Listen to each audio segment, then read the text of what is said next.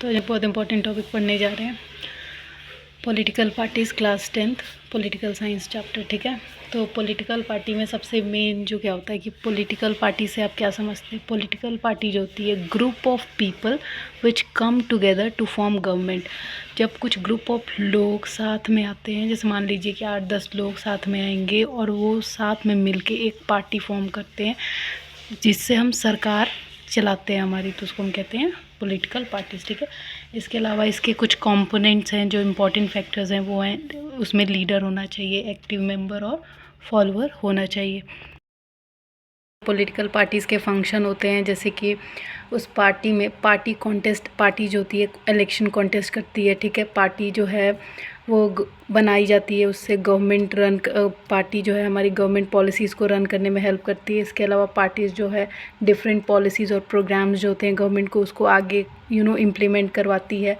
Law making of country का एक important role play करती है पॉलिटिकल पार्टी। और रोल इन ऑपोजिशन, जैसे कोई रूलिंग पार्टी है वो तो जाहिर सी बात है कि वो जीत गई है तो वो रूलिंग पार्टी कहला रही है, लेकिन उसके अलावा जो होती है हमारी एक पॉलिटिकल पार्टी जो होती है उसका रोल होता है एज अ ऑपोजिशन, जो कि रूलिंग पार्टी अगर कोई पॉलिसीज़ बना रही है तो अगर कुछ गलत है जो लोगों के वेलफेयर के लिए नहीं है उसके लिए अपोज करती है और हमारा लोगों का स्टैंड लेती है। तो ये था फंक्शन ऑफ पॉलिटिकल पार्टी। इसके अलावा why we need political party, क्यों ज़रूरत है हमें। तो अगर पॉलिटिकल पार्टी नहीं होगी तो वो कंट्री कभी भी डेमोक्रेटिक नहीं हो सकता, वहाँ पे डेमोक्रेसी फेल हो जाएगी। ठीक है, no political party candidate in election will be independent. अब मान लीजिए पॉलिटिकल पार्टी नहीं रहेगी तो हर इंसान जो है वो क्या होगा, इंडिपेंडेंट हो जाएगा अपने आप पे किसी का प्रेशर नहीं होगा, कोई जनता के लिए इतने उसके हक के लिए सोचेगा नहीं, अपना ही मतलब देखेगा। Accountability of candidate limited to their constituency. अब मान लीजिए कि कोई ऐसा नेता है, अगर हम पॉलिटिकल पार्टीज़ नहीं बनाएंगे, कोई बिहार से, तो सिर्फ बिहार के बारे में सोचेगा, बाकी स्टेट्स का क्या होगा। इसीलिए अकाउंटेबिलिटी ऑफ कैंडिडेट जो है वो एक ही कॉन्स्टिट्यूएंसी में लिमिट हो जाएगी अगर पॉलिटिकल पार्टी नहीं होगी। No uniform decision in a country में हम कोई भी बेहतरीन फैसला नहीं ले पाएंगे क्योंकि पूरे इंडिया के लिए वो नहीं लेगा, वो सिर्फ अपनी कॉन्स्टिट्यूएंसीज़ का भला ही देखेगा। इसलिए भी एक इंपॉर्टेंट रोल प्ले करती है political party. No one is responsible to look after country's interest. Sensible बात है, अगर वो एक कॉन्स्टिट्यूएंसी के बारे में अगर सिर्फ सोचेगा तो बाकी कंट्रीज़ तो लेफ्ट आउट ही फील करेगी ना, तो कोई भी कंट्री का इंटरेस्ट नहीं देखेगा, which is a necessity that fulfils our political parties in our country India. ठीक है, और इन एनी अदर कंट्री वहाँ की political party important role play करती हैं। फिर रोल ऑफ ऑपोजिशन, अब जो होती एक रूलिंग पार्टी होती है, रूलिंग पार्टी का मतलब वो होता है कि जिसको मेजॉरिटी ऑफ वोट मिला और जिसकी सरकार बन गई हो इस बार। उसके अलावा होता है ऑपोजिशन पार्टी। तो ऑपोजिशन पार्टी वो होती है जो रूलिंग पार्टी जो काम कर रही है, जो गवर्नमेंट पॉलिसीज़ ला रही है, अगर वो जनता के हित में नहीं है, सोशल लोगों की भलाई के लिए नहीं है, तो उसको अपोज करती है और उसको हमारे इंटरेस्ट में लाती है कि भाई चेंजेस करवाती है रूलिंग पार्टी से। तो जो ऑपोजिशन पार्टी है वो क्यों इतनी इंपॉर्टेंट है, वो क्या करती है, question on ruling government and make them accountable to people. वो जो भी काम कर रहे हैं उस पर सवाल उठाती है कि ऐसा क्यों है, ये गलत है, और लोगों के लिए उसको लोगों के हित में लाती है। Constructive criticism of government policies, government की जो पॉलिसीज़ होती हैं उनका क्रिटिसिज्म करती है। अभी ये नहीं कि इस पॉलिसीज़ सही भी हैं तो उसको अपोजिशन पार्टी अपोज करेगी, वो सही है नहीं, जो गलत है उसका क्रिटिसिज्म करने का पूरा हक है और वो करती भी है। तो which is a very important role in a democratic country by the opposition party. ठीक है, but can not criticise each and every decision of government. Sensible बात है, अगर कोई चीज़ सही है तो उसको अपोज थोड़ी कर सकते हैं, वरना फिर ये तो यही हो गया ना कि ज़बरदस्ती कर रही है। तो जो चीज़ सही है वो सही है, जो गलत है उसके लिए अपोजिशन पार्टी एक इम्पॉर्टेंट रोल प्ले करती है। ठीक है, और इसके अलावा जिस कंट्री में स्ट्रॉन्ग अपोजिशन होगा वहाँ पे डेमोक्रेसी अच्छे से प्रैक्टिस होगी, क्योंकि रूलिंग पार्टी भी फिर ज़्यादा अच्छे से सोशल वेलफेयर पीपल्स वेलफेयर पे ध्यान दे पाएंगी। इसके अलावा पॉलिटिकल पार्टीज़ में भी टाइप होते हैं जैसे कि डिफरेंट पार्टी सिस्टम। तो first one is one political party system. एक होता है कि वन पार्टी सिस्टम होता है जिसमें सिर्फ वन पार्टी रूल करती है। ठीक है, और एक ही पार्टी जो होती है वो गवर्नमेंट को कंट्रोल और रन करती है, डेमोक्रेटिक ऑप्शन नहीं होता इसमें। और वन पार्टी सिस्टम का एग्जांपल है चाइना।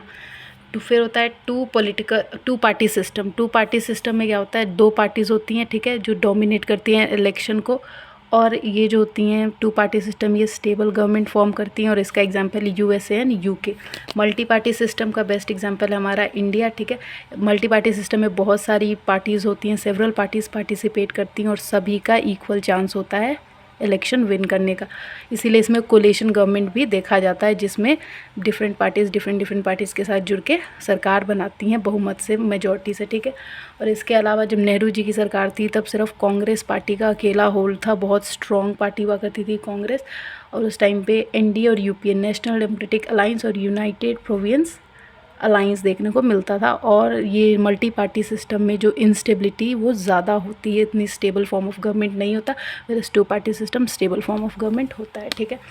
इसके अलावा जो होता है इलेक्शन कमीशन ऑफ इंडिया क्या रोल प्ले करता है। इलेक्शन कमीशन ऑफ इंडिया एक ऑटोनोमस बॉडी है, ये इलेक्शन हेल्ड करवाता है हमारे कंट्री में, ठीक है। और इसके अलावा डिफरेंट लेवल पे, स्टेट लेवल, नेशनल लेवल पे जो इलेक्शंस होते हैं उसके प्रोसेस को ध्यान में रखता है और उसको इलेक्शन को फ्री एंड फेयर करवाता है, ये इसकी रिस्पॉन्सिबिलिटी है, ठीक है। और ये ऑटोनोमस बॉडी होती है।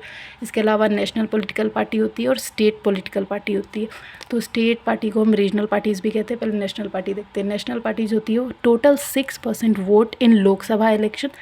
अगर एक पार्टी को नेशनल पार्टी का दर्जा चाहिए तो उसके पास 6% वोट होने चाहिए लोकसभा के इलेक्शन में, या फिर 6% vote in assembly election in 4 states, ठीक है। या तो 4 स्टेट में 6% वोट होने चाहिए असेंबली इलेक्शन में, और कम से कम वो 4 सीट्स जीतनी चाहिए लोकसभा इलेक्शन में। इसके अलावा या फिर दूसरा criteria 6% vote in Lok Sabha election.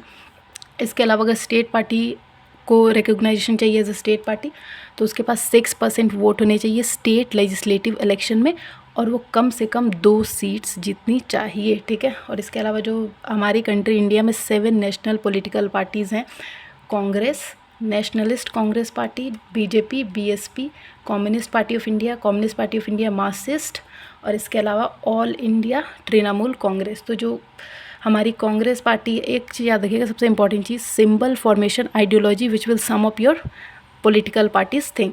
तो कांग्रेस पार्टी का जो सिंबल है वो हैंड है, 1885 में ये फॉर्म हुई थी, और इसका जो मेन आइडियोलॉजी वो centrist party which support secularism and welfare, ये हमारा कांग्रेस पार्टी का आइडियोलॉजी है। इसके अलावा जो नेशनलिस्ट कांग्रेस पार्टी है उसका सिंबल क्लॉक है, 1999 में बनी थी, स्प्लिट हुई थी कांग्रेस से, ये याद रखिएगा। नेशनलिस्ट कांग्रेस पार्टी कांग्रेस से स्प्लिट होकर बनी है, और इसका जो आइडियोलॉजी है डेमोक्रेसी, गांधीयन और गांधीयन सेक्युलरिज्म है, ठीक है। गांधीयन सेक्युलरिज्म मतलब गांधी जी किस फॉर्म ऑफ सेक्युलरिज्म में विश्वास करते थे, वो होता है गांधीयन सेक्युलरिज्म। सेक्युलरिज्म अलग है, Gandhian secularism the thing on which Gandhi ji believes, ठीक है। बीजेपी जो है उसका सिंबल लोटस है, 1980 में बीजेपी पार्टी बनी थी, और इसका आइडियोलॉजी कल्चरल नेशनलिज्म, जिसको हिंदुत्व भी कहते हैं। फिर बीएसपी, बहुजन समाज पार्टी, इसका सिंबल एलिफेंट है, 1984 में बना था, और ये रिप्रेजेंट करता है secure power for Dalits, OBCs and religious minorities, मतलब बैकवर्ड्स लोगों के लिए काम करता है बीएसपी।